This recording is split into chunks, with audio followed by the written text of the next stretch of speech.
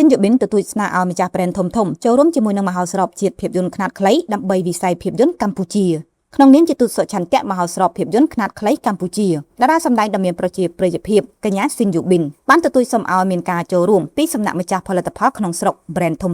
ក្នុងមហោស្រពភាពយន្តខ្នាតខ្លីកម្ពុជាលើកទី5នេះមានន័យថាម្ចាស់ brand ទាំងនោះហាក់មើលរំលងមិនសូវតាមដានមហោស្រពជាតិភាពយន្តខ្នាតខ្លីគឺជាវេទិកាមួយដែលអាចឲ្យយុវផលិតករនិងអ្នកដែលមានចិត្តស្រឡាញ់ការផលិតមានឱកាសនៅក្នុងការបញ្ចេញសមត្ថភាពនិងបង្ហាញស្នាដៃរបស់ខ្លួនភ្ជាប់ជាមួយគ្នានេះកញ្ញាស៊ីនយុបិនដែលជាទូតសុឆន្ទៈក៏បានជំរុញលើកទឹកចិត្តដល់សមិទ្ធករវ័យក្មេងកម្ពុជាឲ្យក្លាហាននៅក្នុងការចាប់ផ្ដើមដោយចេញពីចំណុចតូចនេះហើយទីនៃការចាប់ផ្ដើមដ៏ស័ក្តិសមនោះគឺមហោស្រពជាតិភាពយន្តខ្នាតខ្លីកម្ពុជាពិតណាស់ភាពជោគជ័យរបស់មនុស្សម្នាក់មិនដូចគ្នានោះទេរីឯការចាប់ផ្ដើមទៀតសោតស្ទើរតែមិនមានភាពដូចគ្នានោះដែរយ៉ាងណាមិញការលើកទឹកចិត្តឲ្យក្លាហានក្នុងការចាប់ផ្ដើមពីចំណុចតូចៗរបស់យុបិនប្រៀបបីដូចជាការបើកជួយបើកភ្នែកនិងត្រចៀកដោយយុវជនដែលស្រឡាញ់វិស័យភាពយន្តយ៉ាងដូចនេះដែរបន្ថែមលើការលើកទឹកចិត្តយុបិនក៏មិនភ្លេចទទូចសូមឲ្យមានការចូលរួមយ៉ាងច្រើនពីសំណាក់ម្ចាស់ប្រេនធំនៅកម្ពុជានៅក្នុងមហោស្រពជាតិភាពយន្តខ្លីនាលើកនេះក្បិតកញ្ញាចង់ឲ្យយើងជាខ្មែរជាតិសាសន៍តែមួយ